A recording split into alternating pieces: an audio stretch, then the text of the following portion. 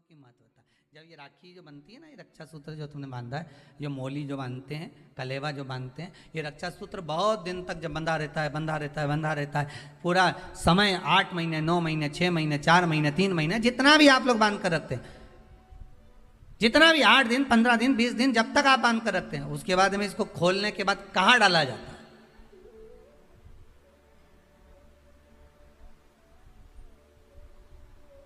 कहाँ दिया जाता है इसको?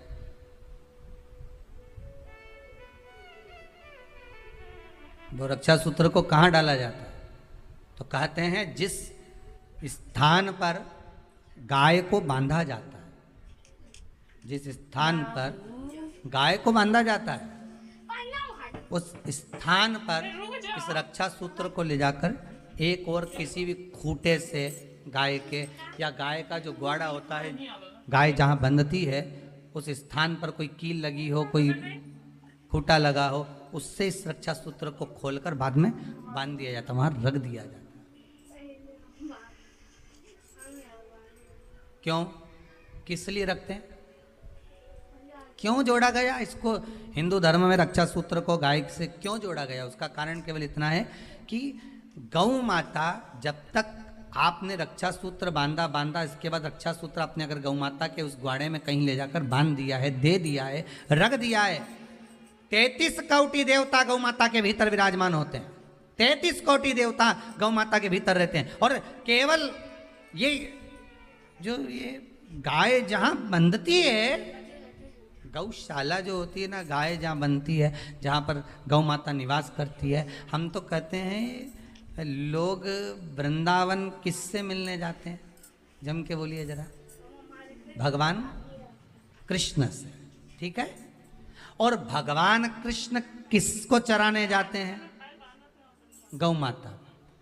मतलब तुम कृष्ण जी के पीछे और कृष्ण जी गौ माता के पीछे। क्यों?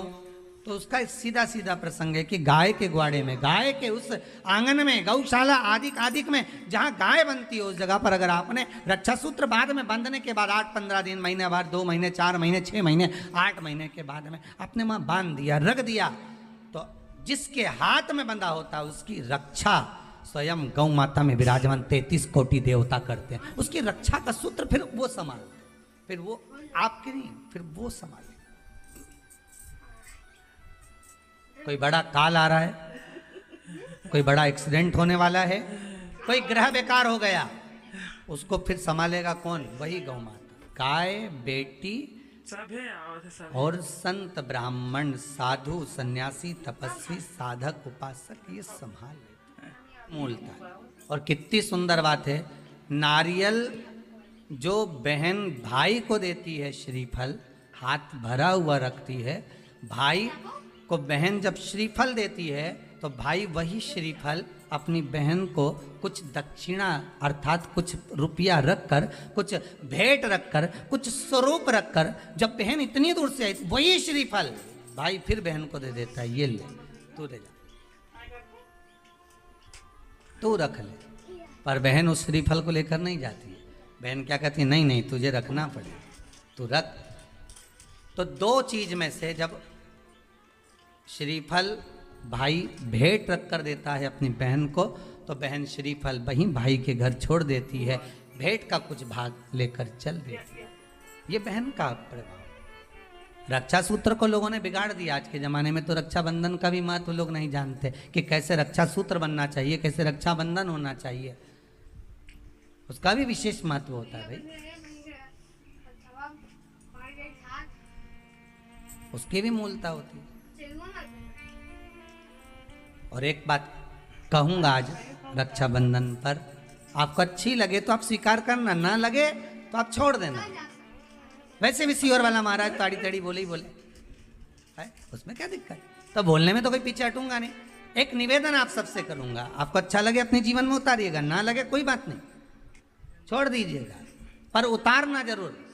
बहन से प्रॉपर्टी के चक्कर में कितना भी झगड़ा चल रहा है, बहन का भाई से एक मकान के चक्कर में कितना भी झगड़ा चल रहा हो, संपदा के चक्कर में कितना भी झगड़ा चल रहा हो, तो भी निवेदन करूंगा, बहन और भाई तुम खूब लड़ो प्रॉपर्टी और जमीन के लिए, पर रक्षाबंधन के दिन कम से कम एक दूसरे के नहीं भी जाओ तो फोन लगाकर जीजी और बहन भाई से, भाई बहन से एक बार तो बात कर लो, क्योंकि धन अपनी जगह रह जाएगा साहब, वहां धन नहीं जाने वाला, आपका व्यवहार जाने वाला, आपका प्रेम जाने वाला। माना उसने कुछ भी करा हो, अदालत में केस लगा दिया हो, 25 केस चल रहे हो अदालत में, 50 बार तुम्हें पेशी पर जाना पड़ रहा हो, 50 बार झगड़े हो गए, 50 बार तलवार लेकर खड़े हो गए, डंडे लेकर खड़े हो गए, एक दूसरे को मारने को तैयार हो गए, पर निवेदन है एक माता के गर्भ से तुम जन्मे हो, कम से कम उस माता के दूध का फर्ज अदा करो। और एक बार कितना भी झगड़ा हुआ हो, इस आस्था चैनल के माध्यम से आज रक्षाबंधन के दिन भले राखी बंधवाओ मत बंधवाओ, पर एक फोन लगाकर तो पूछ लो जीजी कैसी है, कब आएगी बता, या बहन भाई को कह दे रे कैसा है, भूल गया क्या मुझे, भाई भी कह दे, लड़ाई की बात मत करना, आज के दिन बस प्रेम की बात करना कि कम से कम बहन का फोन तो आया। मेरा मन कहता है, मेरा दिल कहता है कि शायद दिवाली पर जितनी आतिशबाजी नहीं हुई होगी उतनी आतिशबाजी आपके दिल में होगी, कि जिससे केस चल रहा है वो फोन लगाकर पूछ रहा है कि भाई ने पूछा बहन से, बहन ने पूछा भाई से कैसे हो, भाभी से बात कर लो, थोड़ा बच्चों से बात कर लो।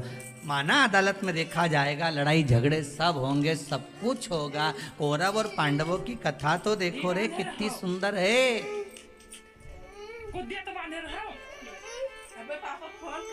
कितनी सुंदर,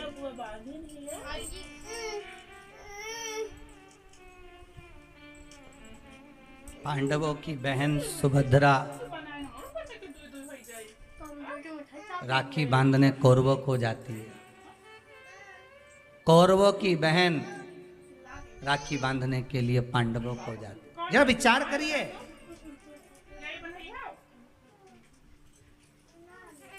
क्या युद्ध के मैदान में लड़े नहीं, क्या युद्ध के मैदान में मरे नहीं, युद्ध अपनी जगह पर है,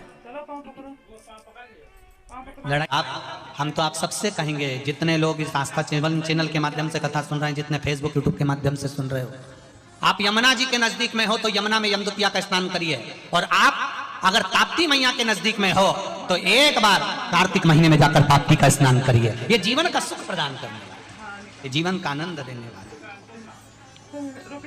फल प्रदान। अब ताप्ती मैया तो आनंद में निवास करने लगी, अच्छी रहने लगी आनंद के साथ, बड़ी सुंदर थी। इधर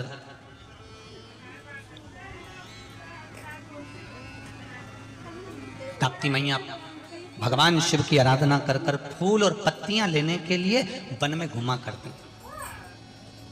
बहुत ध्यान देना बैतुल वालों को और आप सभी को, ये माँ ताप्ती शिव पुराण की कथा मिली है, इसको जीवन में उतारना कि ताप्ती का महत्व क्या है। हम आपको फिर कह रहे हैं, हम ताप्ती पुराण नहीं बाच रहे। आप ये मत सोचना कि हम ताप्ती पुराण के पूरी बात बोलेंगे, हम ताप्ती पुराण बाचने नहीं बैठे, हम यहाँ ताप्ती शिव पुराण बाच रहे हैं। तो ताप्ती के, माता ताप्ती के जो रसतत्व है वो आप तक पहुँचाने का प्रयास करेंगे, जिससे आपके भीतर माँ ताप्ती का भाव। और ताप्ती पुराण तो आप घर में भी बैठकर पढ़ लीजिएगा, कभी योग लगे तो आराम से। महाराज